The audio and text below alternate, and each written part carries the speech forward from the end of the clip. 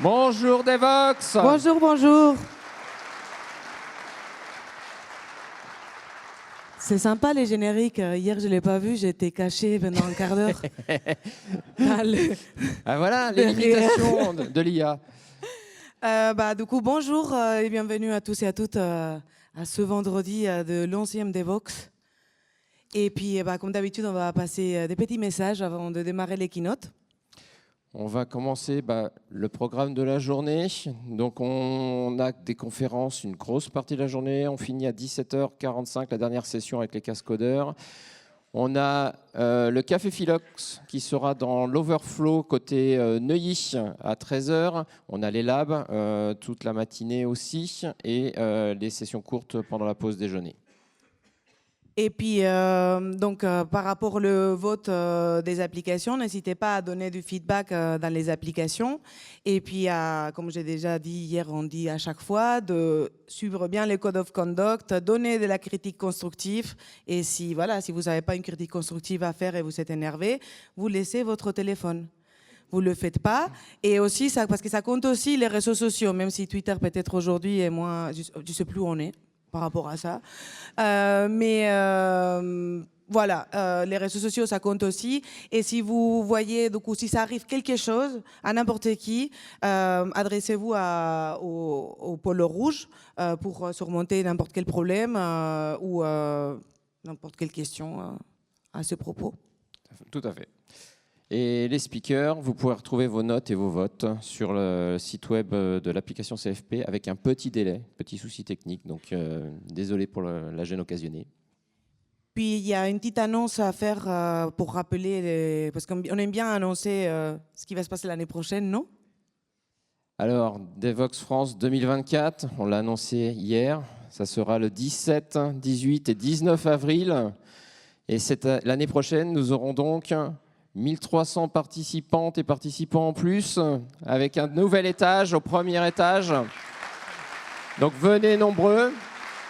On espère que ça sera fun. Et est-ce que c'est pour le moment, c'est tout? On n'a pas d'autres annonces à faire. Que hier, c'était très sympa. Tout le monde, ça a été une grosse journée. Aujourd'hui, c'est une grosse journée aussi. Et puis, du coup, avant de démarrer... donc, il y a une petite présentation ici qu'on a. Je ne sais pas si on peut... Parce que là, on se voit. Il y a une petite présentation. Avant de démarrer, on a préparé une petite enquête qu'on va faire avec vous, là, ici, qui va suivre le modèle ADM pour pouvoir... non, c'est pas ADM, c'est ADM ou ALM. AML, pardon. C'est la méthode ALM, à main levée, AML. Ouais. C'est compliqué. Voilà, c'est un peu compliqué en fait. Moi, j'ai du mal avec les acronymes. Les acronymes, je m'aperçois, il faut que j'arrête. Et donc en fait, on a mis futur 2049, mais on peut imaginer beaucoup plus loin. Et donc on a 4 scénarios à vous montrer, et à la fin, vous pouvez voter celui que vous semble le plus probable. Donc le premier, c'est business as usual, Blade Runner. Est-ce que c'est ça le scénario futuriste pour vous le plus probable? Matrix, donc le IA, nous a complètement vaincus et on devient soumis au IA. Donc attention ChatGPT, au KTA GPT.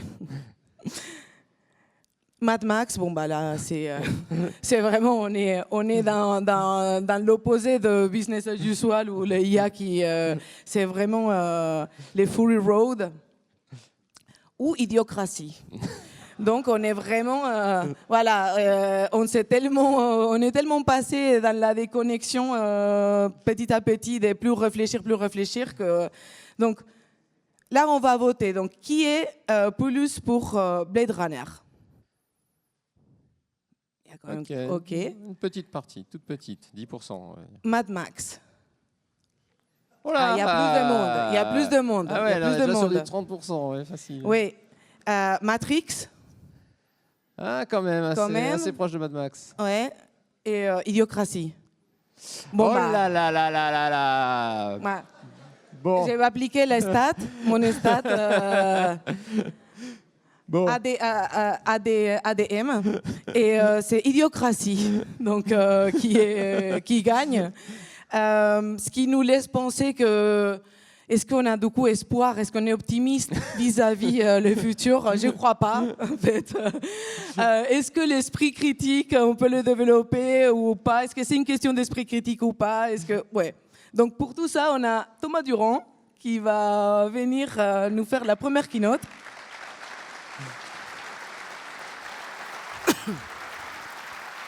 Donc Thomas, vous avez un bon boulot à faire là ce matin pour qu'on soit optimiste. Vous êtes donc divulgateur scientifique et animateur de la chaîne La Tronche un billet. Puis Thomas, il va nous faire ses keynotes et ensuite il a aussi une conférence après, donc on va pouvoir aussi échanger avec vous plus tard. Mais pour le moment, on vous laisse avec Soyons optimistes. Et Un programme, hein, j'ai besoin de mon PowerPoint. Ouais. Merci.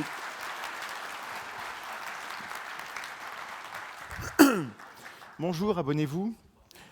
Bah non, mais quand même, alors, si ça vous dérange pas, on va laisser la salle allumée, on prend un petit selfie.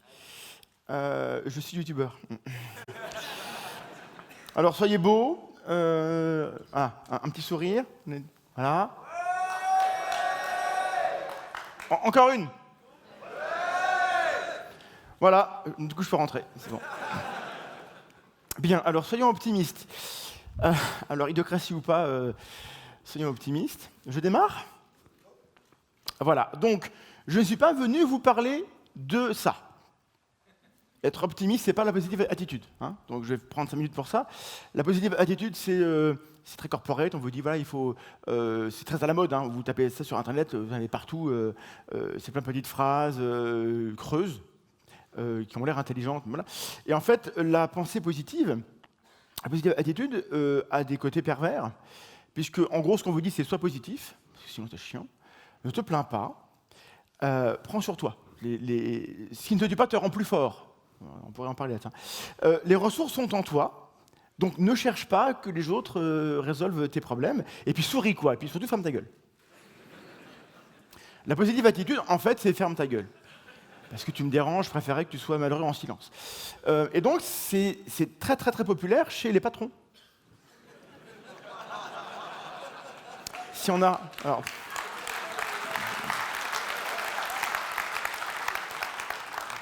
je suis directeur moi-même, hein, donc je sais ce que c'est. Parce que cette attitude-là, elle valide le système en place, puisqu'il ne faut pas qu'on se plaigne. Ça blâme les individus, c'est de ta faute, fais un effort. Et puis, en fait, ça vise l'obéissance, donc c'est très pratique. Donc la positive attitude, moi, ça m'emmerde un petit peu, et c'est pas ça être optimiste, parce que derrière, il y a toute une mécanique qui est en place. Ça empêche de questionner le contexte. Si je vais mal, c'est pas que parce que je suis un connard, hein, c'est parce que derrière, il y a des gens autour de moi. Hein. Ça cache les rapports de force. Parce que celui qui te dit « prends sur toi », c'est celui qui peut te le dire. Hein. C'est rarement l'employé qui dit au patron « écoute, prends sur toi ». Ça n'arrive pas. Hein. Ça inhibe la communication et ça isole les victimes. Alors, je vais une petite vidéo, donc abonnez-vous, sur une phrase qui n'a l'air de rien, qu'on a tous dite, moi aussi. Quelqu'un qui est très très malade, on lui dit « faut que tu gardes le moral ». Le moral, c'est important pour guérir. Imaginez, vous dites ça à quelqu'un qui est très malade et qui n'a pas le moral. Vous êtes en train de lui dire « tu vas mourir ». Ouais, c'est rigolo, mais en même temps, c'est du vécu. Hein. La personne qui va pas bien et qui sait qu'elle va pas bien et qu'elle n'a pas le moral, elle sait qu'il faut avoir le moral, elle sait qu'elle l'a pas, elle sait que si elle laisse passer un truc, on lui dira arrête, il faut que tu aies le moral. Donc quand on dit il faut que tu aies le moral, même quand c'est bien intentionné, en tâche de fond, il y a s'il te plaît, garde tes problèmes pour toi. Je veux avoir une belle image de toi, sois digne, tais-toi. Positive attitude. Donc non, l'optimisme, c'est pas ça. Hein. Okay, c'est clair pour tout le monde? Ou je recommence? Donc l'optimisme, qu'est-ce que c'est? En gros, c'est essayer d'aller outre tout ce qui pourrait nous rendre pessimistes. Donc là, on a une liste, les fake news. Donc mon truc, hein, c'est la pensée critique. Donc c'est plutôt ça, et tout ça, donc toutes les croyances un peu bizarres. Je suis comme vous, je suis consterné par 50% de ce que je vois sur mes écrans. C'est consternant. c'est effrayant. Tout à l'heure, les gens votaient pour Idiocratie comme scénario le plus probable pour l'humanité. Bon, on y est un petit peu. Donc, ce qui est effrayant, voilà. Bon, bref. Alors, l'éléphant dans la pièce dont je ne parlerai pas, c'est ça. C'est-à-dire que être optimiste dans un monde où la planète flambe, où on ne sait pas où on va, en plus il y a des guerres actuellement, donc ça, je ne vais pas en parler, mais quand même, malgré tout, être optimiste aujourd'hui, en 2023, c'est peut-être plus dur qu'il y a 20 ans, finalement. Hein. Donc, je mets ça de côté, parce qu'on aurait plein de raisons d'être pessimiste, et vous avez le droit de l'être, je ne vous blâme pas. Je ne vais pas vous dire, on a le droit. On constate tous, on voit tous autour de nous qu'il y a des tas de croyances qui nous paraissent stupides. Hein, je dis qui nous paraissent stupides, mais c'est chez les autres. Hein, c'est les autres. Les vôtres sont très très bien. Par contre, celles du voisin, elles sont un petit peu stupides. Bon. Et comme on voit des idées stupides partout, on se dit il y a des gens bêtes partout. C'est une inférence. Et donc, mon job aujourd'hui, c'est ma mission, je suis venu vous dire, évitez d'avoir cette inférence parce qu'il y a plein d'idées stupides, alors les gens sont bêtes. Parce que si tous les gens sont bêtes, alors on est foutu et c'est Idiocratie. Et moi, je pense que non. Alors j'ai voté pour Idiocratie, parce que les choix étaient quand même assez limités. Bon. Donc je veux questionner cette inférence, et donc je vais vous parler un petit peu de biais. Donc je vais en parler de deux. On a les biais d'internalité. On est tous pareils, hein, on est tous homo sapiens. Alors c'est différent selon chacun, mais en gros, on a tous un petit peu tendance à penser que mes actes à moi, ils sont commandés par mes intentions personnelles. Je suis motivé de l'intérieur. J'ai des buts, j'ai des valeurs. Voilà. Et les autres, ils sont un peu téléguidés quand même. Hein. Les autres, ils écoutent la télé, machin, et ils sont manipulés. Mais moi, non. Mais les autres, oui. Mais moi, non. Et donc, la propagande, ça marche. Et donc, c'est très, très, très effrayant. Les gens allument leur téléphone, ils voient qu'il faut acheter un truc, ils l'achètent parce qu'ils sont trop cons. Et en fait, alors, parenthèse sur la propagande est assez peu efficace pour inciter les gens à croire un truc qu'ils ne croyaient pas avant. En fait, c'est rassurant. En revanche, la propagande, ça marche super bien pour inciter les gens à penser que c'est normal et bien de penser ce qu'ils avaient déjà tendance à croire avant. Donc, vous êtes un tout petit peu raciste, propagande, vous êtes beaucoup, elle aide beaucoup. En fait. Vous êtes un petit peu con, ça aide beaucoup. Donc il faudrait inciter les gens à faire des trucs bien, quoi, mais on ne peut pas les retourner. Et donc c'est un peu bon signe, on est quand même relativement rétif. Voilà. Donc, les autres ne sont pas aussi manipulables que ça. Bien. Autre biais important, la surconfiance. Essentiellement un problème plutôt masculin, et je parle à un public qui s'y connaît en masculinité, je me suis rendu compte. C'est pas un problème, enfin, c'est quand même étonnant. Donc, encore une fois, on a tous tendance, plus ou moins un petit peu, à penser que je suis un peu plus malin que les autres. Je suis youtubeur, j'ai tendance à penser que je suis plus malin que les autres. C'est comme ça, on est comme ça. On a tendance à penser qu'on est plus moraux que les autres. Quand on fait des études, hein, on fait des questionnaires, on demande aux gens de se situer par rapport à la moyenne. Les gens, tous, pensent qu'ils sont un peu plus moraux que la moyenne, même quand le questionnaire il est fait en prison. Il y a un contexte, pourtant. Hein. Et donc, ce biais-là fait que, voilà. Alors, c'est pas inutile. Je veux dire, les biais cognitifs, c'est pas qu'un cerveau mal foutu, c'est juste que, dans les générations précédentes, être un peu surconfiant, c'était un avantage. Dans une espèce comme l'autre qui est hyper sociale, être surconfiant, ça donne un meilleur accès aux ressources et aux partenaires. Et donc, du coup, on transmet ça, voilà. Donc, on est fait comme ça. Et puis ceux qui ne sont pas surconfiants, malheureusement, ils sont à haut risque de dépression, et c'est pas terrible. Donc entre surconfiant et dépressif, faites votre choix, mais j'ai pas d'avis. Hein. Bon. La conséquence de ça, dont on parle beaucoup moins, c'est que puisque moi je suis plus malin que les autres, alors avec le même biais, j'ai tendance à penser que les autres sont un petit peu cons, un petit peu lâches, un petit peu malhonnêtes, arnaqueurs, machin, qui sont méchants, et puis à la fin on est complotistes. Le complotiste, c'est celui qui pense qu'il y a des méchants, très immoraux, voilà. Alors, je ne dis pas qu'il n'y en a pas, hein, enfin, autant que ça, et pas aussi organisés, quoi. Enfin, regardez le gouvernement, ils n'y arrivent pas, ça se voit. Bon.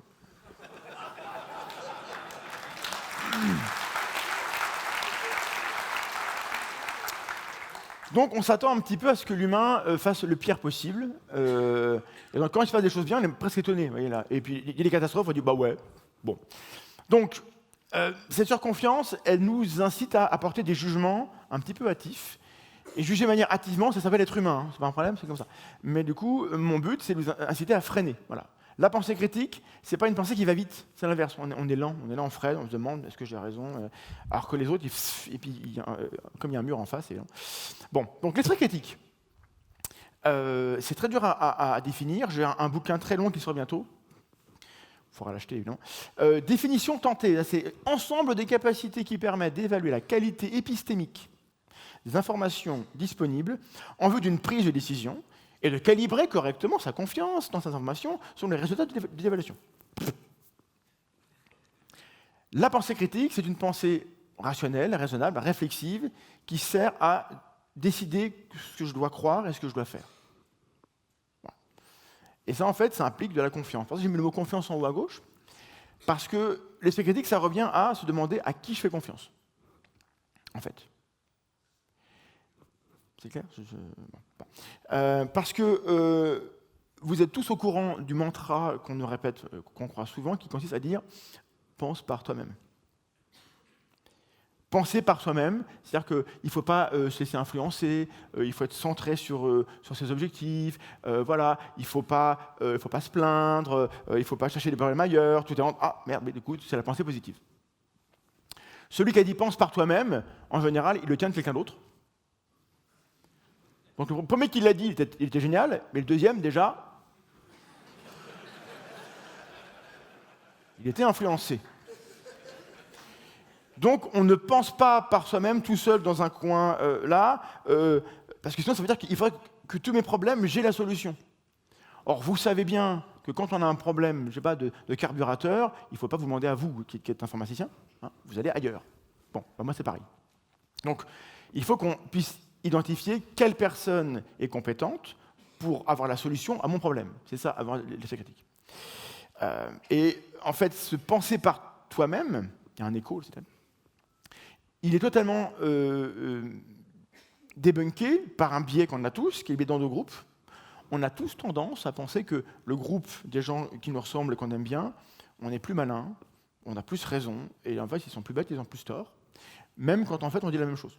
Donc il y a plein d'études là-dessus, c'est très très très solide. En tout cas, en Occident, on a ce mind-side bias, et ça a des conséquences. C'est-à-dire qu'on va avoir tendance à avoir une pensée de meute. Donc quand vous faites des réunions, essayez d'avoir toujours quelqu'un qui dira l'inverse du patron. Pour pas que tout le monde pense pareil, sinon voilà. Et on a le tribalisme, et donc on a plein de phénomènes sociaux extrêmement graves qui reposent là-dessus. Le fait que mon groupe, c'est les gens qui me ressemblent, je les aime plus.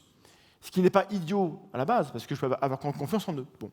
Mais ça a des conséquences. Et donc, tout repose sur un truc extrêmement simple. On est tous très doués, à part les très bêtes, pour repérer les petits trucs un petit peu bêtes que disent les gens d'en face. Le camp d'en face, quand il commet un petit sophisme, quand il y a une erreur de logique, quand ils font une faute de frappe, on leur tombe dessus. Hein. Et les mêmes biais, quand ils sont chez moi, dans mon camp, d'un seul coup, je ne les vois plus. Vérifiez chez vous.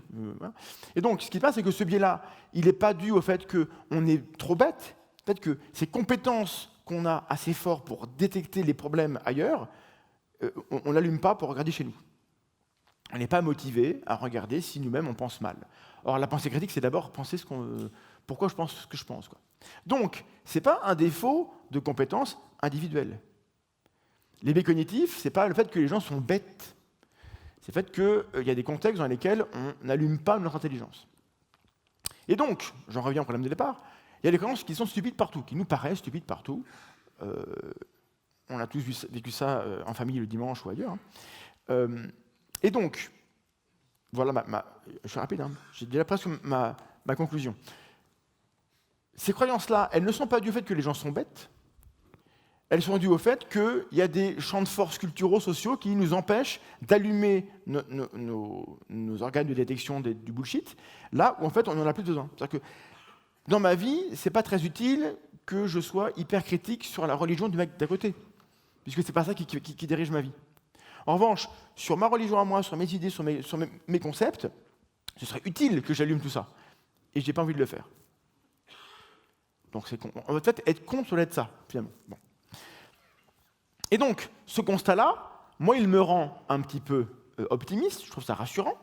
Hein, ça n'a pas l'air, mais en fait si, parce que Si jamais les croyances stupides, dangereuses, les idées qui circulent étaient dues au fait que les gens individuellement sont trop bêtes, il n'y aurait pas de solution. Il faudrait qu'on les stérilise, pas terrible, on les tue, je sais pas, on les rééduque, on leur met des implants. Ça, c'est Musk. On fout des implants dans la tête des gens pour les upgrader. Je ne suis pas sûr que ce soit hyper humaniste. Je n'ai pas tellement envie. En fait, finalement, on n'en a pas besoin parce que le problème, il est ailleurs. Le problème, c'est que c'est plutôt social, donc il nous faut des solutions politiques, sociales, il faut des sciences humaines. Je suis dans l'antre des sciences inhumaines. Hein. J'ai été biologiste, hein, mais du coup, ce problème-là, ce n'est pas la technologie pure qui va résoudre, elle va aider. Hein, voilà. Et donc, ce qui peut aider, c'est apprendre à débattre. Alors, débattre, ça ne veut pas dire « je suis là, j'ai raison, tu es là, tu as tort et je t'envoie des fions ». Ça s'appelle faire de la politique à la télé. Un débat, c'est j'arrive, j'ai des idées, tu en as aussi, et quand je repars, si j'ai pris tes idées à toi, j'ai gagné. Hein? Gagner au débat, c'est repartir avec plus d'idées que quand on est arrivé. Donc si j'arrive au débat et qu'on me convainc que je change la vie, putain, j'ai gagné. Bon, à la télé, non. Pas. Les délibérations, la coopération, tous ces problèmes-là font qu'on peut s'aider les uns les autres, être moins bêtes. Et si vous m'aidez en examinant ce que je crois, ce que je pense, en renvoyant des critiques, et que moi, en retour, je vous fais pareil avec vous, et qu'on ne s'engueule pas, alors on apprend des choses, et du coup, on arrête de croire des trucs bêtes. Voilà. Parce que les humains, finalement, moi j'aime bien. Ok, le climat ça pue, la biodiversité ça craint, voilà, et puis là il y a un peu la guerre. Mais globalement, on va dans l'espace, enfin pas moi, pas demain, mais on règle les problèmes de la génétique, il y a plein de trucs super beaux, et tout ça, alors bien sûr, il y a des gens géniaux, dont à droite là, vous avez Monsieur Da Vinci, mais la plupart des grands accomplissements, c'est pas un mec ou une femme géniale tout seul. C'est des gens, par paquet de 12 000, qui font des trucs, et à la fin, il y a un mec qui dit c'est moi, il met son nom dessus. Bon, ça arrive. Mais en général, il faut un collectif, et donc les humains font plein de trucs très très bien, donc il faut être optimiste par rapport à ça. Et en plus, les foules ne sont pas folles. Donc moi, je suis venu pour vous dire qu'il faut parier sur l'intelligence collective. Je suis tout seul pour vous le dire, mais j'aurais une qu'on ça peut dire, mais je vous le dis. Hein, on est plus intelligent en groupe. Je n'ai pas dit que les gens qui étaient en groupe dans la rue étaient forcément plus malins tout le temps. Mais il y a plein de raisons de penser que quand on est en groupe et qu'on s'écoute, alors ça va mieux. Et donc, il y a un grand projet que vous connaissez mieux que moi, qui est Wikipédia. Projet collectif, collaboratif, gratuit, open source, etc. C'est bien l'exemple même d'un projet non lucratif qui fonctionne bien. Et voilà. Et si un truc intelligent actuellement sur Internet, c'est comme ça, quoi. Donc, mettez ça en page de garde plutôt que d'autres trucs moins utiles. Et quand on regarde comment fonctionne la communauté scientifique, les joueurs et des assises, tout ce qui est open source, que vous connaissez bien mieux que moi, c'est des gens en groupe qui sont bien plus efficaces que si tout seul un génie avait une idée brillante. Et puis la démocratie, en fait, c'est ça. Hein. Alors, je ne dis pas qu'on vit dans une démocratie parfaite, parce qu'on sait que non, mais le but, ce serait ça. Et donc, l'intelligence collective, si on arrête d'y croire, on arrête de croire à tout ça. J'ai d'y croire. Alors, je sais que je suis zététicien, mais on a des croyances tous, hein, et je pense qu'elle n'est pas trop stupide. Donc, soyons optimistes pour deux raisons. D'abord, on peut créer les conditions de plus de rationalité chez les humains autour de nous. Voilà. Il ne tient qu'à nous de se donner des meilleurs moyens, et ça, on a des idées, on a des pistes.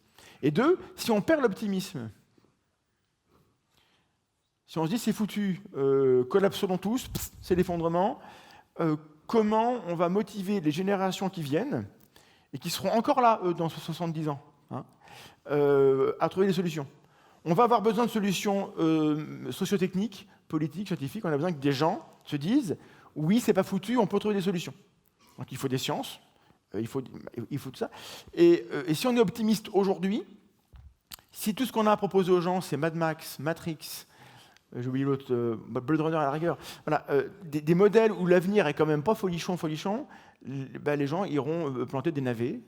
C'est très bien, hein, mais enfin, si tout le monde fait que ça, on aura beaucoup de navets, on va manger très très bien, mais pas longtemps. Donc, s'il vous plaît, restez optimistes pour continuer à faire des choses. Alors, pour continuer à changer la trajectoire, c'est possible, hein, pas juste continuer. Parce que moi, je veux y croire, en fait. Et je vous remercie.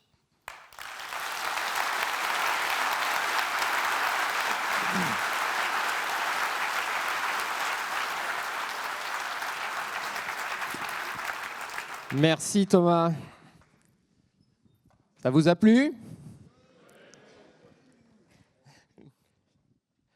Alors, notre prochain orateur, c'est un grand défenseur du libre, on en a encore parlé il y a quelques minutes. Grand défenseur du libre, la neutralité du net, ça vous dit quelque chose? Il est coprésident de la Quadrature du net.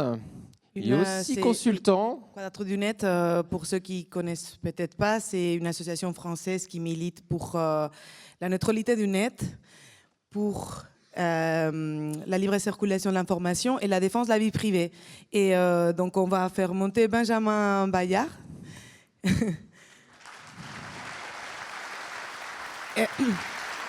Vous êtes aujourd'hui coprésident de la Quadrature du Net et avant vous étiez président de Ça marche. Oui, Non, je bon. suis pas du tout coprésident. Du coup, suis cofondateur. cofondateur. J'en ai été pardon. président un petit peu à un moment il y a longtemps, mais Ok, désolé, pas grave. j'ai mal lu dans la bio alors. Mais vous étiez avant président de French Data Network ouais, j'ai longtemps pendant fait. 15 ans, qui est une des plus anciens fournisseurs d'Internet en France, qui a une activité encore. Oui. Et aussi, vous êtes aujourd'hui consultant chez Octotechnologies. Ouais. Voilà. Et du coup, Je fais consultant à cravate maintenant. Oui. Donc, vous allez nous parler de la... Aïe, j'ai perdu le mot. Perdu le mot. Géopolitique de la data. C'est ça, géopolitique de la data. Donc, la scène est à vous. Merci beaucoup. Un grand applaudissement.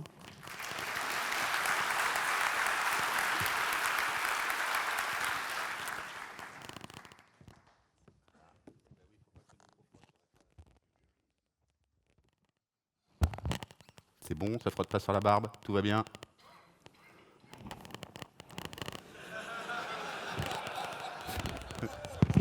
Ça a l'air compliqué. Ça a l'air compliqué. C'est bon? Nickel. Bon, alors, qu'est-ce que je suis venu vous raconter? Moi, je suis venu vous parler de géopolitique de la data. Du coup, pour que je vous explique ça, il faut d'abord que je vous raconte des trucs. Juste pour comme ça, qui est développeur ou admin 6 dans la salle? Ouais, il y en a 2 ou 3 qui sont paumés, quoi. Et donc, je vais venir vous parler de choses que vous ne connaissez pas ou que vous connaissez mal. Comme postulat de départ, je vais essayer de vous expliquer pourquoi on emmerde le monde sur les histoires de données personnelles et pourquoi on fait chier tout le monde à mettre des bandeaux de cookies à la con. Vous l'avez peut-être déjà entendu, mais il y a 3 trucs que vous avez besoin de comprendre. Le premier va vous surprendre. C'est bon? Alors, le premier truc à comprendre, c'est que l'ordinateur est fatal. Et ça, les informaticiens ont du mal avec, parce que d'abord, comme vous êtes majoritairement illettrés, vous ne savez pas ce que ça veut dire fatal. C'est fatal, c'est pas mortel. J'ai pas dit que les ordinateurs, ça empoisonnait les gens, même si ça pourrait se discuter. Non, il fait vraiment du bruit ton micro. Hein. Celui-là, il est mieux. Mais pour parler avec les mains, c'est même pratique. Donc, premier point, l'ordinateur est fatal. Qu'est-ce que ça veut dire fatal? C'est pas mortel, c'est fatal au sens de fatalité. C'est inéluctable. Quand l'ordinateur a décidé un truc, la question n'est pas de savoir si c'est vrai ou faux, la question n'est pas de savoir si c'est bien ou mal, c'est non négociable. Ça, c'est un problème. Le grand classique, hein, quand je veux raconter ça en version longue, dans les années 70, tu vas voir une administration, tu remplis le formulaire. Pour ceux qui ont la référence, forcément, ça dépend, ça dépasse. Vu que c'est prévu pour répondre par oui ou par non, donc tu dois décrire ton cas, bleu ou vert, il faut choisir. Tu vas au guichet, toi, manifestement, ton cas, c'est rouge. Enfin, je veux dire, ça se voit, il est rouge, le monsieur. Enfin, on ne peut pas se gourer. Tu vas discuter avec la personne au guichet dans les années 70, on va se débrouiller, il y aura un papier agrafé à ton dossier, il y aura un truc, on va s'en démerder. Aujourd'hui, tu essayes de faire ça sur le formulaire web, ça ne marche pas. Au mieux, il y aura un chatbot qui va t'expliquer, après la 18e itération, qu'il faut que tu choisisses entre bleu et vert, etc. Enfin, il y aura même un questionnaire de satisfaction pour voir si tu es content du chatbot. Enfin, il y aura plein de trucs bien. mais tu peux rien changer. Avec beaucoup d'efforts, tu pourras trouver quelqu'un dans une administration, dans un bureau, réussir à prendre rendez-vous, c'est hyper compliqué. Et en fait, la personne aura le même formulaire informatique que toi. T'es niqué. Okay, c'est ça, l'ordinateur est fatal. C'est aussi le fait que tout ce que l'ordinateur est incapable de modéliser n'existe plus. C'est bizarre, hein? Mais si je ne sais pas le mettre dans un ordinateur, ça n'existe pas. Il y a un exemple que j'aime bien donner, c'est les histoires de schémas de codage. Ça, c'est mon côté typographe qui ressort. Les schémas de codage de caractères, ISO latin 1 versus Unicode, etc. Quand on a créé ISO latin 1, le mec qui représentait la France dans les comités de normalisation, il était un peu absent, et il y a une paire de caractères qui manque, et en particulier, il manque le Y tréma majuscule. Tu t'en sers pas toutes les semaines? Ben oui, mais sauf que si tu habites la Île-et-Rose, c'est L apostrophe H-A-Y tréma. Et il se trouve que tous les panneaux dans la rue, ils sont écrits tout en capital. Et donc l'absence du Y tréma majuscule, si on veut produire ces panneaux avec un ordinateur, ça fait qu'on est obligé de modifier la réalité pour coller à ce que l'ordinateur veut bien dire. C'est ça, l'ordinateur est fatal. On est obligé de modifier la réalité pour qu'elle colle avec ce que l'ordinateur veut bien dire. Dans une société humaine, la réalité, c'est ce que les gens croient. Dans une société informatique, la réalité, c'est ce qui rentre dans le schéma de données. Premier point, l'ordinateur est fatal. Deuxième point, tout fichier est une maltraitance. Ça aussi, ça perturbe un petit peu les informaticiens, mais moins. Les psys, ils ont un mot pour ça, pour décrire ce processus. On appelle ça de la réification. Est-ce que c'est un mot que vous connaissez tous? Réification. Comme ça, là, à main levée, les gens pour qui c'est pas clair. Ah ouais, il y en a beaucoup plus. J'en voyais 2-3 qui levaient timidement la main en disant « j'ai dû l'entendre ». Ok, la réification, quand les psys utilisent ce terme-là, c'est le moment où on se met à considérer les gens comme des choses. Histoire de sauter tout de suite sur le point Godwin, parce qu'il ne me reste qu'un quart d'heure, donc il faut quand même que je tienne le délai. Si vous voulez brûler des juifs, la seule méthode efficace, c'est de considérer que ce n'est pas des gens. Okay, c'est nécessaire. Si tu veux radier des chômeurs par paquet de 1000, il ne faut pas que tu penses au fait qu'ils ont des gosses à nourrir, qu'ils sont malades, qu'il fait froid l'hiver. Il ne faut pas que tu sois en empathie, il ne faut pas que ce soit des gens. Il faut que ce soit des choses, il faut que ce soit des dossiers, il faut que ce soit des numéros, il faut que ce soit des lignes dans une base de données.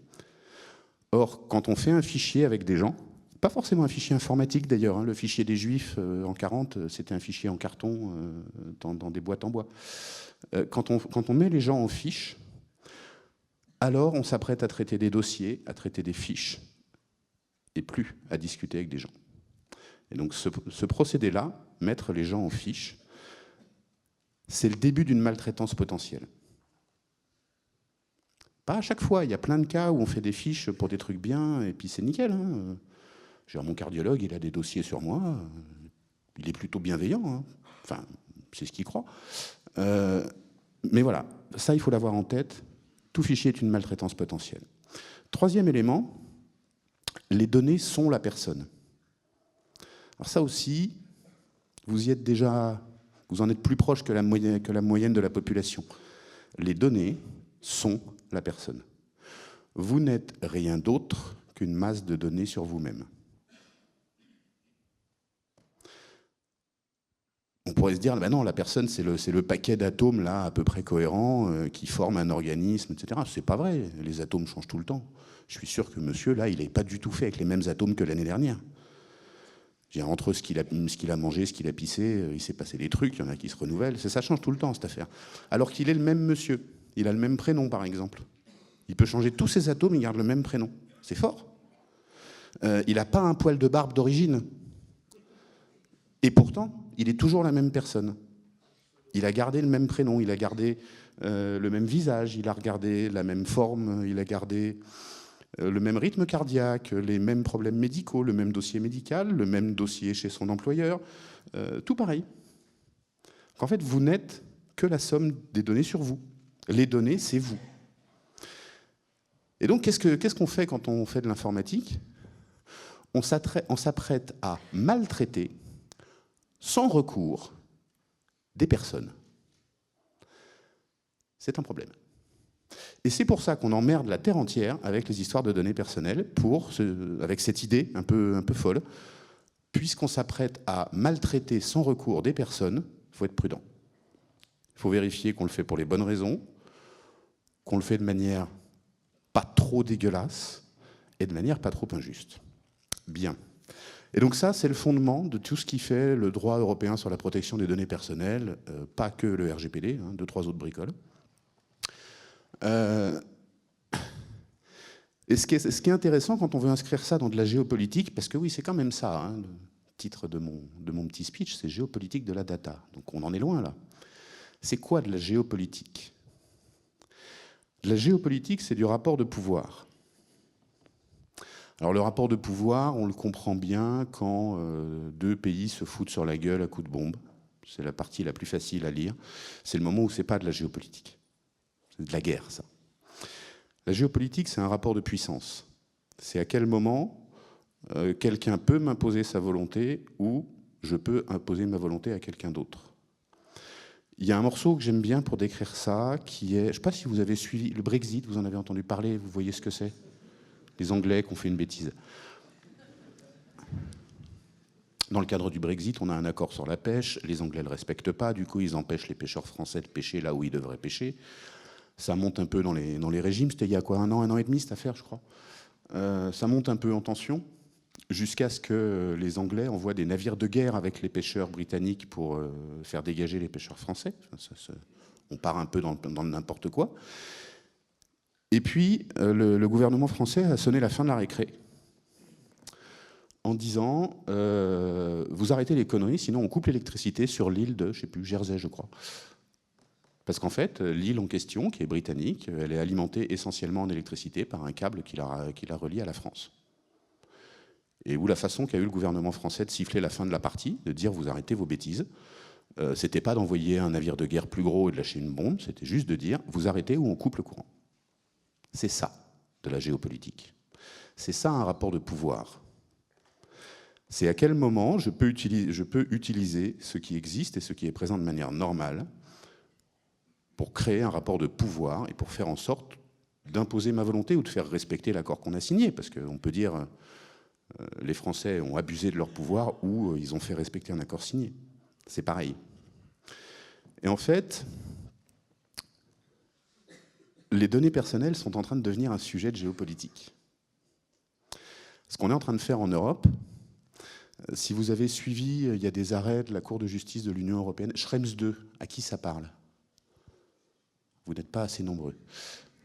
Ce qui autorisait l'export des données personnelles vers les échanges de données entre les États-Unis et l'Europe, c'était le Safe Harbor Act signé en 1999, cassé par la Cour de justice de l'Union européenne en 2014 de mémoire, qui a été immédiatement remplacé par un Privacy Shield signé dans les mois qu'on suivi, un accord international qu'on a signé en 6 mois, c'est un truc de dingue. Lui, il a été cassé quelques années après, juillet 2020, je crois.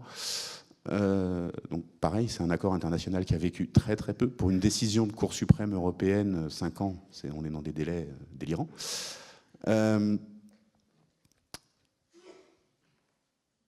Il est illégal de transférer des données personnelles aux États-Unis. C'est ça la conséquence de l'arrêt Schrems II. Il est illégal de mettre sous juridiction américaine des données personnelles de citoyens européens. Et avec ça, on a une chance de fabriquer du protectionnisme et de fabriquer une industrie du numérique en Europe, puisqu'elle est protégée. Les Américains n'ont plus le droit de jouer en Europe. Je sais, c'est surprenant, parce qu'à l'heure actuelle, presque tout est américain. Enfin, vous jouez tous à Google, à Office 365, à Amazon, etc. Tout ça est très probablement hors la loi.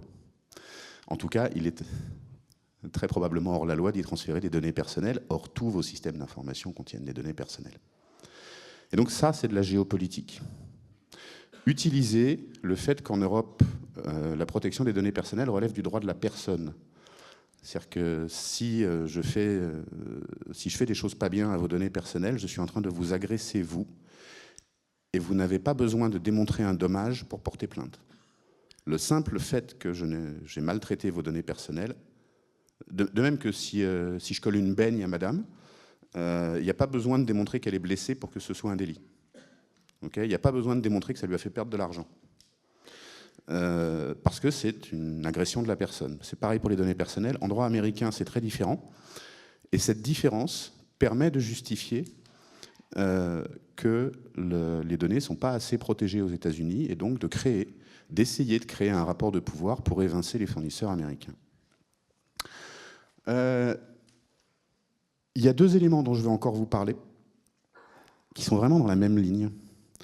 Le premier, c'est qu'il y a un espèce de défaitisme habituel sur ce sujet-là. Sitôt qu'on parle de développement de l'économie du numérique en Europe, vous avez tout un tas de gens bizarres. Alors leur chef de file, c'est Cédric O. Mais ils sont pleins à penser comme lui, il ne faut pas croire qu'il est isolé. Qui pensent que les Américains sont capables d'eux, que Google, ils sont meilleurs que nous, que Amazon, ils sont meilleurs que nous, et qu'en France, on est très mauvais. Bon, les informaticiens français, on est d'accord, ils ne sont pas fabuleux. J'en connais plusieurs, c'est pas des génies. Mais enfin, les nôtres, ils sont suffisamment bons pour se faire débaucher par les Américains, alors que le contraire, non.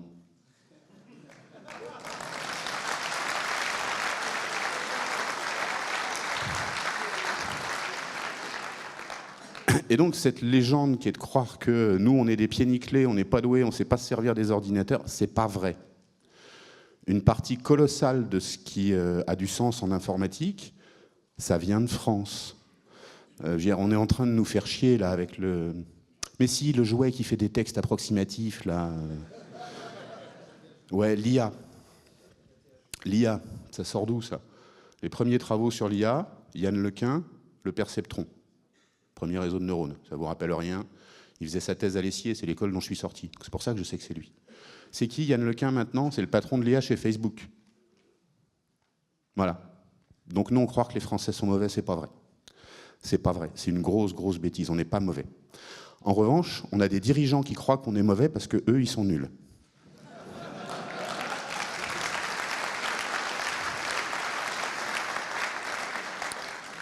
On a des DSI qui ne pinent rien en informatique et qui donc croient que leurs équipes n'y pinent rien. Ça, c'est fréquent. Ça, c'est très fréquent. Le nombre d'entreprises que j'ai entendu dire « Ah ben vous savez, nous, oh là là, ce que tu proposes, Benjamin, de le coder nous-mêmes, c'est trop compliqué pour nous, on préfère acheter bidule. » Bah non. Vous êtes capable les ingés français sont capables d'eux, les informaticiens français sont capables d'eux. Donc ça, c'est un élément clé. On ne peut pas faire une géopolitique de la data bien construite, on ne peut pas utiliser le numérique comme bras de levier sur le monde quand on part du principe qu'on est des nouilles. Et moi, je trouve ça intéressant. Moi, j'aime mieux que l'Europe, parce qu'elle porte certaines valeurs sur la protection des personnes, et parce qu'elle a les bonnes compétences pour faire les choses, apprenne à faire du numérique. Ça me plaît. Le fait qu'on utilise du droit des personnes, et que donc on soit très protecteur sur les données personnelles, pour favoriser le business, moi ça m'intéresse. Alors franchement, le business, j'en ai rien à secouer, vous le savez tous, vous connaissez mon passé. Moi je viens du monde anarcho-gaucho-associatif, on est bien d'accord, je ne suis pas actionnaire.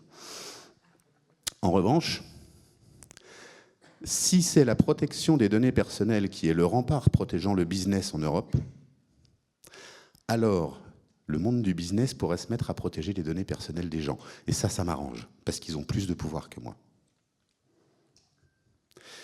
Et pour qu'ils puissent faire ça, ils ont besoin de comprendre que les informaticiens en Europe ne sont pas mauvais. Du coup, on est capable, nous, alors qu'on est... Je soupçonne plutôt geek dans la salle, et geek au sens noble du terme, c'est-à-dire qu'on sait utiliser VI et IMAX. Juste, on utilise celui des deux qui marche bien.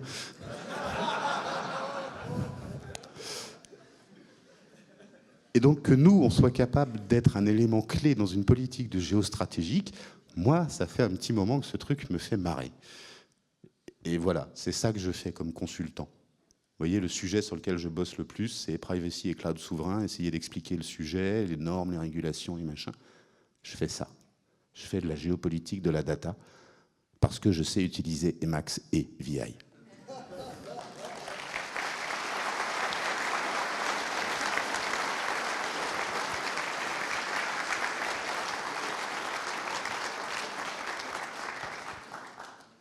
C'est bon pour moi. J'ai 2 micros à vous rendre. Merci. Merci beaucoup pour cette keynote enrichissante aussi. Et du coup, on va présenter bientôt notre troisième keynoteur qui s'appelle Marion Poitevin. Je crois que je l'ai bien dit, votre nom de famille. Oui. Du coup, je me suis notée ici parce que je voulais bien spécifier. On a pas mal on a quelque chose en commun, elle et moi. On est confrontés venez ici au milieu, que tout le monde vous voit. En voyant votre CV, je me suis dit, en fait, oui, moi aussi, je fais partie d'un métier où il y a plus d'hommes que de femmes. Cette salle est un échantillon de ça. Et puis, on a aussi la notion de le plafond. Le plafond de verre. Oui, mais vous êtes dans le plafond de glace, clairement. Et du coup, j'ai bien noté aussi, vous êtes maman des 2 enfants. Ça, on a ça en commun aussi. Mais après le reste, je vais énumérer. Et je l'ai bien noté parce que je ne voulais pas faire de fautes. Première dans un groupe d'alpinisme d'élite de l'armée de terre. Première instructrice. Voilà. Première instructrice de montagne après 80 ans d'existence de l'école militaire de haute montagne. Et première secouriste CRS montagne de la police nationale à 37 ans. Rien que ça. Et voilà. Et 35 femmes guides de haute montagne, monitrices de ski alpin. Bon, bref, vous avez été bien confrontés au monde masculin, aux problèmes, et vous venez nous en parler et toutes les solutions et toutes les leçons apprises, n'est-ce pas? Tout à fait. Voilà, donc un grand applaudissement. Merci beaucoup. Bravo.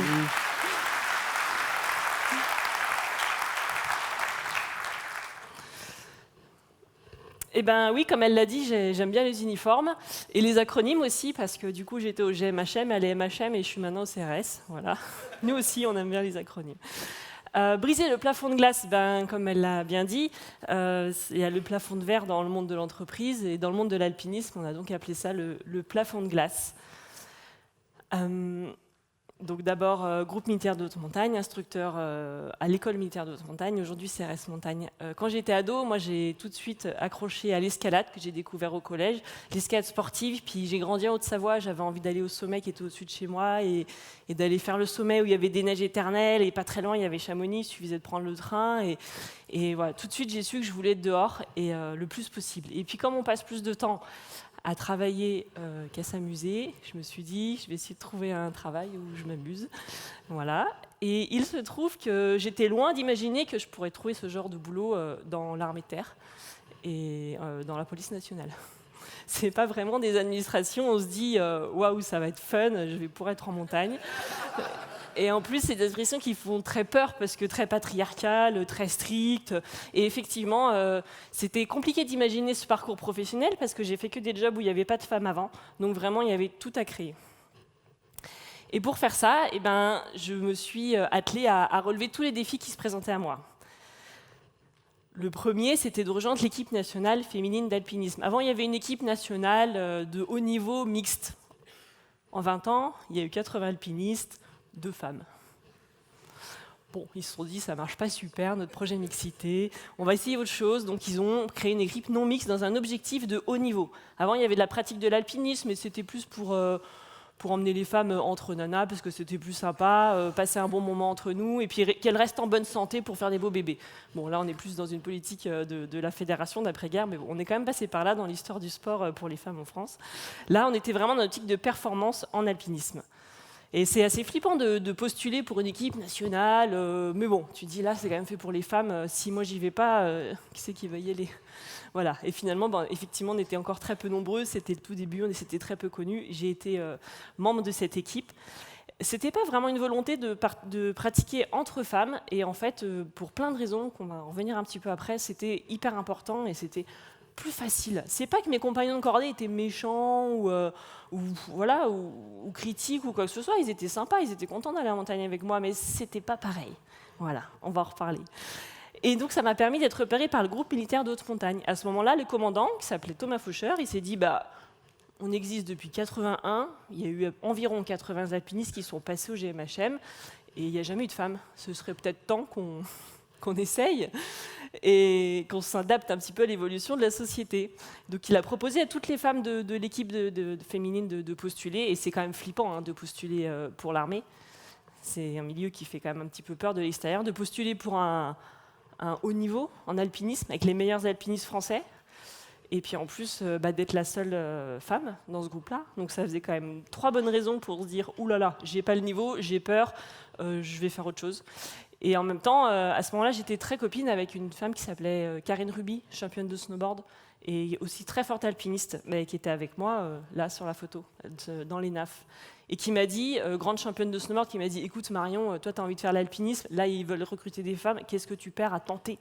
Eh bien oui, en fait, juste tenter déjà. Et j'ai postulé, et ils ont vu que j'étais très très motivée. Alors c'est vrai qu'à seulement 20 ans, le niveau entre les meilleurs hommes en alpinisme et les meilleures femmes en alpinisme est déjà, l'écart est important. Et c'est pas une raison physiologique pure. Les hommes sont plus forts que les femmes physiquement, non. Une femme entraînée est plus forte qu'un homme. Il m'a fallu très longtemps pour comprendre cette petite phrase, mais jusque-là j'étais persuadée que les hommes étaient de toute façon plus forts que moi, donc j'avais aucune chance de les rattraper, mais non. En fait, l'alpinisme, c'est plus compliqué que ça. Il faut du bon matériel, donc des moyens financiers. Il faut des partenaires de cordée, donc des moyens humains. Il faut du temps pour s'entraîner. Il faut aussi de la chance pour avoir les bonnes conditions en montagne, être là au bon moment avec la météo, la neige, la glace, etc. Et donc, ça fait beaucoup de conditions. Et à 20 ans, les écarts sont importants. Donc, discrimination positive. Thomas Faucheur dit « J'aimerais embaucher une femme ». Il se trouve que je faisais partie des meilleures femmes à ce moment-là. J'ai postulé, ça a marché. Donc là, on est sur un 7000 mètres en Himalaya. Là, on nous voit marcher dans la neige. On va prendre un peu l'air. On est allé en Antarctique, il faisait un peu froid. Donc on protège le nez, balaclava. On s'entraînait dans le massif du Mont Blanc. On a fait toutes les voies les plus difficiles du massif. C'est vraiment la vitrine de l'armée française, du savoir-faire en expédition lointaine, du haut niveau en alpinisme. C'est une dizaine d'alpinistes militaires, donc ils sont payés à s'entraîner, partir en expédition. Si, ça existe. Et ça, je ne le savais pas, mais voilà. Saisir les opportunités, relever les défis qui se présentent à nous. On grimpe, on skie, on fait de la cascade. Là, on est dans le Verdon, c'est très raide, le Verdon. C'est une petite falaise dans le sud de la France. Là, au milieu, c'est l'Antarctique. On voit la trace de l'avion qui s'en va dans le ciel. Petit moment de solitude, quand même. Et sur la droite, c'est en Utah, dans le désert, on grimpe les fissures. Voilà, ça c'était mon quotidien. Alors, c'est pas parce qu'il a fait blanc et froid, non, c'est parce que l'expédition n'aura jamais eu lieu. En effet, Thomas Faucheur sera resté que 3 mois, donc discrimination positive pour me faire rentrer, en me disant oui, tu auras des moyens humains, tu auras des moyens matériels, on va t'aider à rattraper le niveau des hommes, parce qu'on sent qu'il y a le potentiel, est à le niveau.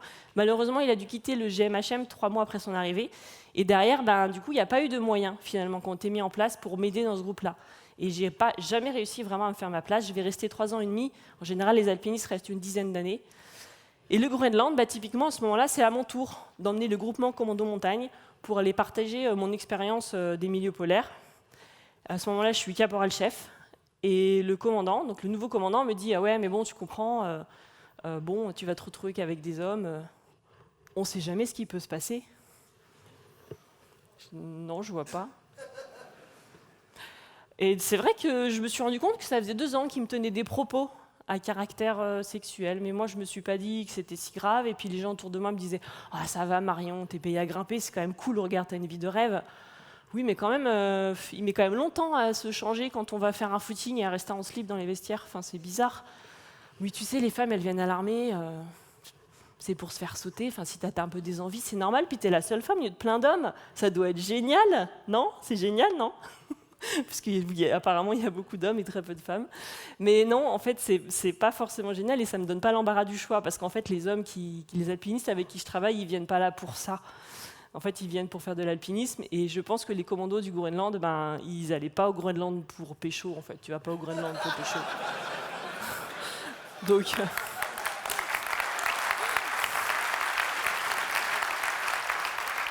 Donc ce chef, il m'a sexualisé, il m'a remis à ma place de femme, il n'a pas tenu compte de mes compétences, de mon potentiel, et c'est hyper désagréable. Au-delà de ça, c'est accessoirement illégal, mais à ce moment-là, j'ai pas du tout les moyens de comprendre ce détail-là. Donc, je n'irai pas au Groenland, et je me dis que là, vraiment, je suis pas à ma place.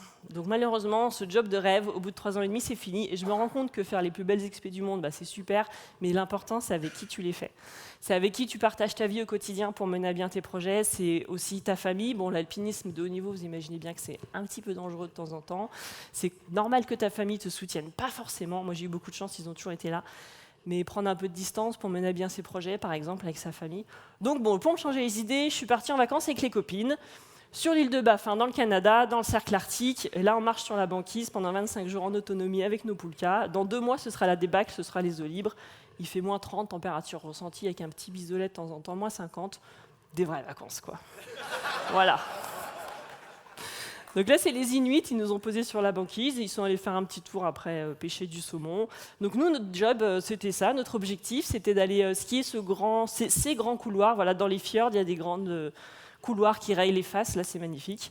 Il y a des ours blancs qui se baladent, on avait un fusil. Je pense de réputation, ils ont entendu parler de nous, ils ne sont pas venus nous voir, heureusement, parce que c'est méchant, un ours blanc, c'est vraiment méchant.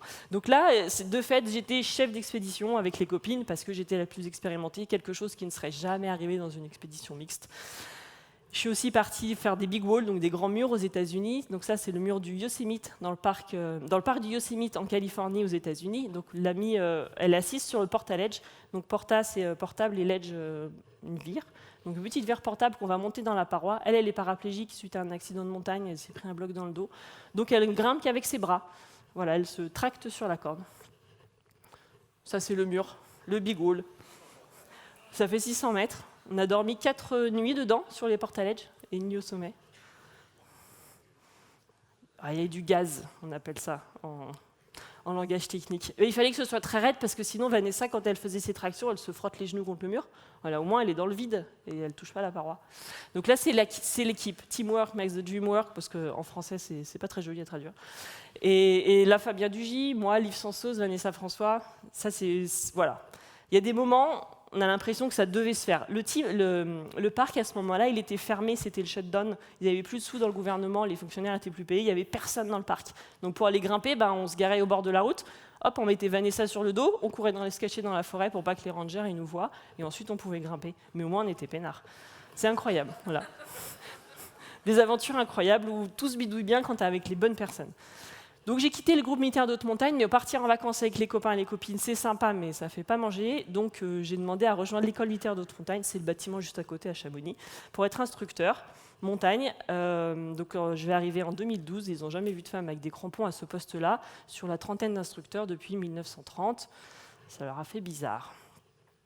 Donc ils ne voulaient pas me confier le poste au début, on dit oui, on ne sait pas, tu vas faire 1 an, puis on verra. Alors que j'étais aspirant guide de haute montagne, maîtrise d'escalade, j'avais largement les diplômes, la compétence, j'arrivais du GMHM, alpiniste de niveau, expédition lointaine. Mais non, j'étais encore sur la sellette, en probation. Et j'ai trouvé ça pas très cool. Finalement, les ressources humaines à Paris ont dit écoutez, on est en train de lui payer son diplôme de guide. Vu son CV, en fait, vous la prenez, point. Et ils m'ont prise, ils n'avaient pas le choix. Donc voilà, je suis arrivée dans un contexte pas très cool. Et après, pourtant, emmener les stagiaires en montagne, c'était juste incroyable. À l'armée, tu peux faire des choses que tu feras jamais dans le civil. Heureusement. Donc là, mon job, donc quand tu es guide de haute montagne, que tu vas sur le Mont Blanc, donc 4810 mètres, le plus haut sommet d'Europe à Chamonix, tu as un guide de haute montagne a le droit d'emmener 2 stagiaires pour être sûr d'assurer, 2 clients pour être sûr d'assurer leur sécurité. Moi, avec l'armée, donc là on fait du ski de rando, c'est à Tignes, mais sur le Mont Blanc, j'étais toute seule, la seule guide, la plus diplômée. J'avais 23 sous-officiers de la section éclaireur en montagne derrière moi.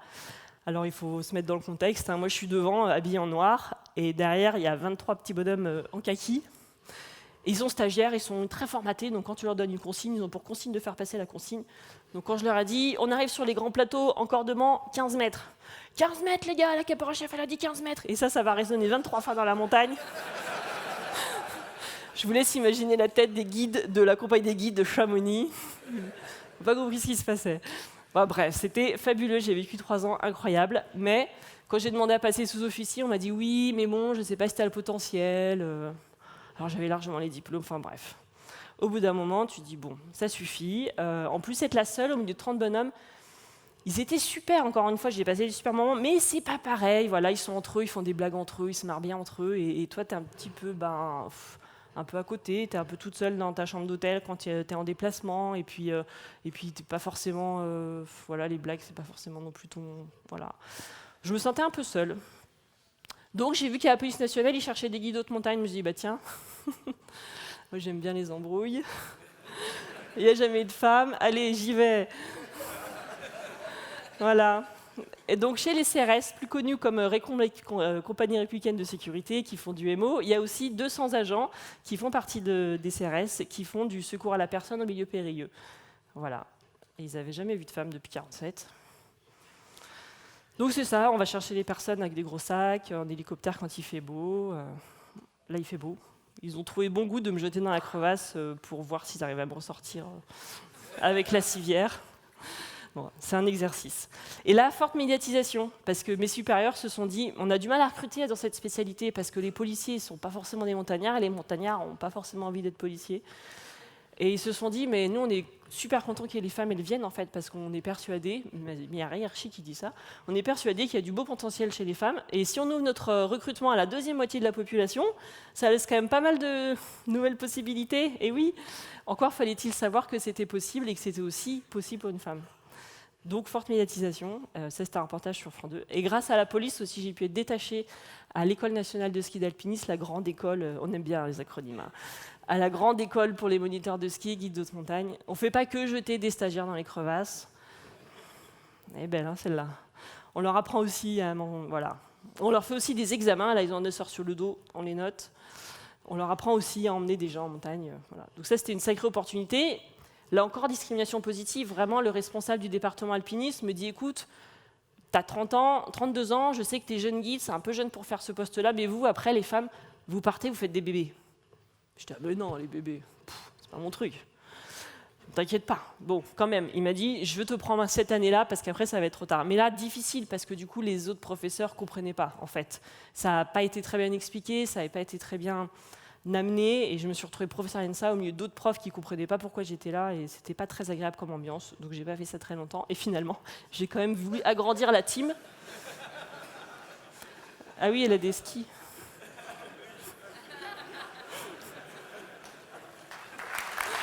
Voilà.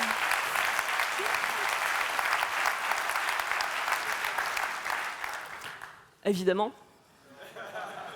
on grimpe. Évidemment, on ne se refuse rien. Madame fait du parapente avec son papy, du ski de rando avec sa maman, du VTT avec son papa. C'est la belle vie. Hein. Et là, il n'y a plus rien. Voilà, mes partenaires matériels. Donc, j'étais athlète chez Petzl, chez Millet, nos belles marques françaises, pendant 6 années. J'ai annoncé ma grossesse au team manager des athlètes France. Petzl me dit, t'es enceinte cette année, je réduis un peu ta dotation, tu vas pas faire grand-chose. Non, mais mes cordes vont continuer de vieillir, le matériel va continuer d'évoluer, et moi, l'année prochaine, je n'aurai pas le bon matos. Petzl, Millet, ils ont tourné un clip promotionnel de leur marque. Et ben, c'est simple, dans le clip, tu vois aucune femme en train de pratiquer un sport de montagne. Il y a 10 athlètes, il y a seulement 2 femmes, une qui fait de l'escalade indoor, milieu aseptisé en intérieur, et une qui fait du freeride, mais tu ne peux pas l'identifier comme une femme, c'est des clips, c'est des images qui font moins d'1 seconde, et voilà, sur 10 athlètes, déjà, il n'y a que 2 femmes, et en plus, elles ne sont pas vraiment mises en avant. Je leur ai dit, c'est quand même bizarre. Oui, mais toi, tu étais enceinte, on ne pouvait pas te filmer. Je ne suis pas non plus horrible quand je suis enceinte, c'est pas vexant. Et donc, ils n'ont pas supporté que je leur fasse remarquer que, non, c'est pas parce que je suis enceinte que j'aurai la moitié de ma dotation, c'est illégal.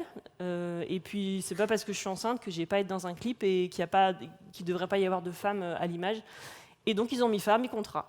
Donc, l'année après ma grossesse, je perds 5 000 € de dotation matérielle. C'est des contrats que j'aurais dû garder encore 4-5 ans, 30 000 balles à peu près de perte de matériel, comme ça. Ah, c'était lourd, hein. Donc, une bonne team, et puis aussi des bons sponsors. Choisissez les bonnes marques. Voilà. S'entraîner, échouer, s'entraîner. Bah oui, évidemment, pour atteindre ses objectifs, c'est un peu la base, s'entraîner à échouer. Guide haute montagne, ça fait super peur au début. Il y a 150 candidats, il n'y en a que 50 qui réussissent. Et comme on l'a dit tout à l'heure, les 100 autres, bah, c'est des bonhommes qui sont entraînés, qui sont motivés. Et bah, toi, tu es une petite nana. Et puis depuis toujours, les barèmes sportifs à l'école, ben, les hommes, ils ont des barèmes plus difficiles parce que les hommes sont plus forts que les femmes.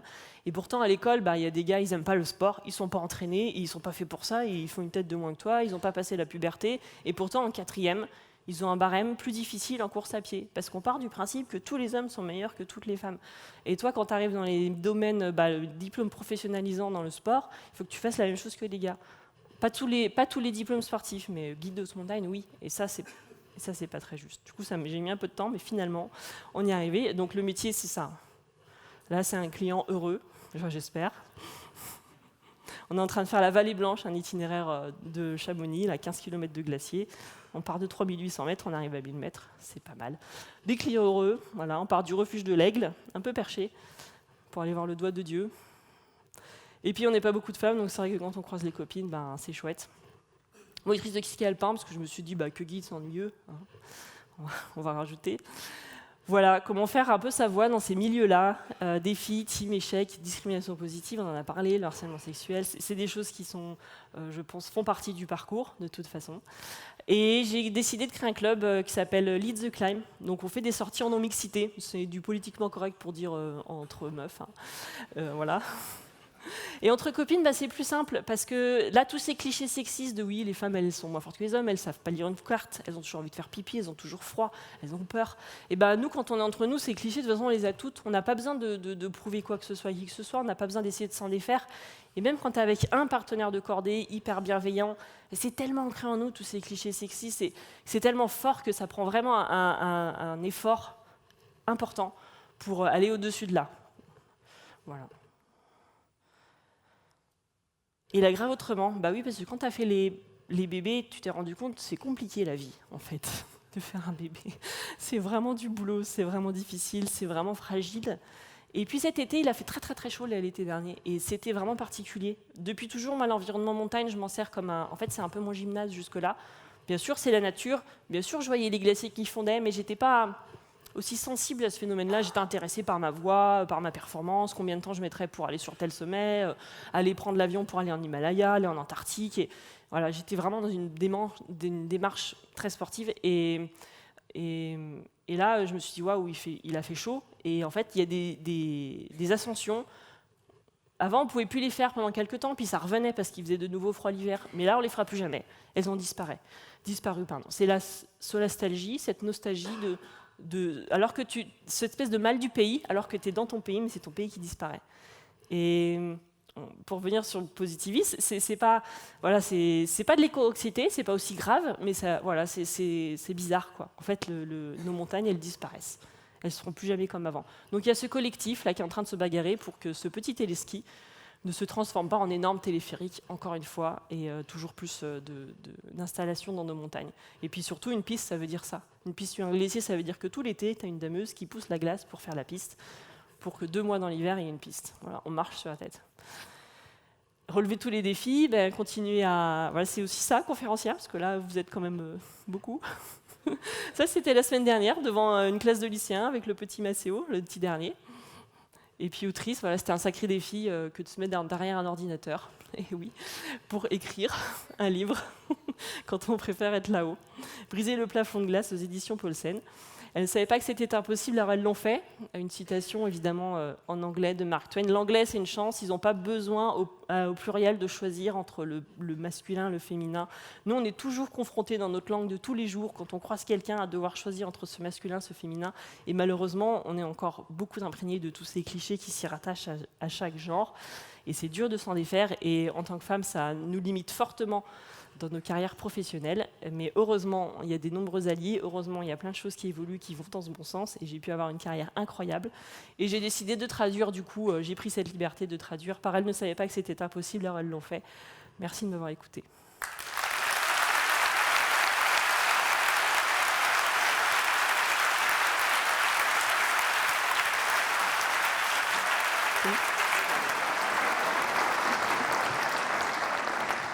Merci Marion.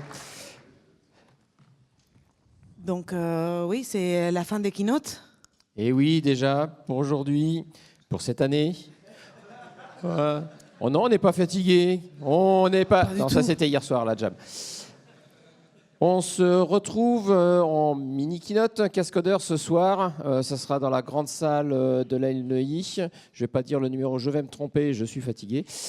N'hésitez pas à venir discuter, bien sûr, avec nos keynoteurs qui restent un petit peu autour.